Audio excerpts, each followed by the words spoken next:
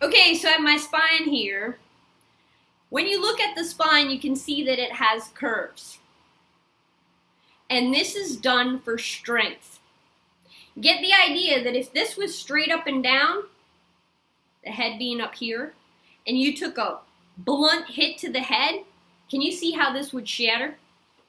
So the curves are there for strength.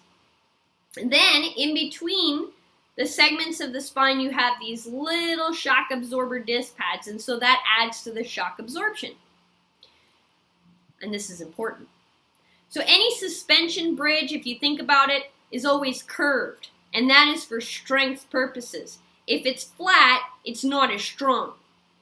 So if you're sitting here and you are walking downstairs or going over speed bumps and it's like this, okay, if it was straight up and down, you would injure yourself. So the body has these curves, right? Here and here. So what ends up happening in today's society with texting and computer work and whatnot, let's take a look at the average life of an American human in our society. So first of all, we sleep on horrible beds. So they're much too soft. So here you are lying down and you're like this for 8 hours. Then you wake up and you eat your breakfast. Like this. Then you go in your car and you're driving around and again you're like this. Okay? Then you sit down for 8 hours and you're working on the computer, and then all throughout the day you're texting. And then you go back home, you're driving. Then you go back into your house, and then you go back to sleep on the bed. So what is this doing for the curvatures in the spine? Well, it's not doing very good for the curvatures in the spine. In fact, it's destroying it.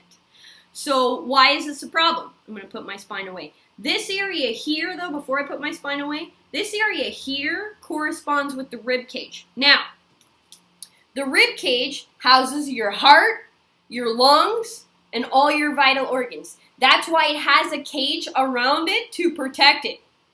Get the idea? That you're sitting there like this over a computer. Now look what's happening.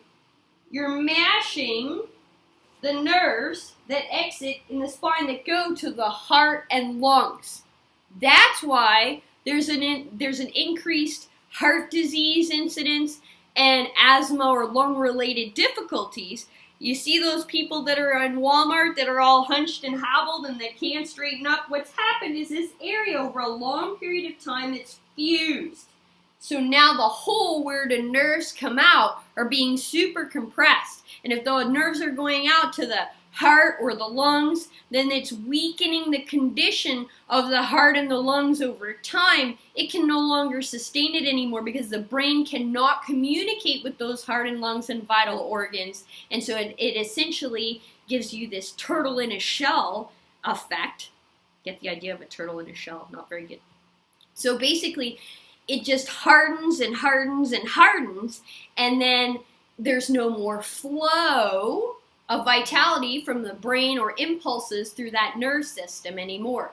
And this is happening more and more often because more and more people are utilizing computers and technology, and of course the texting aspect of life today is also contributing to that.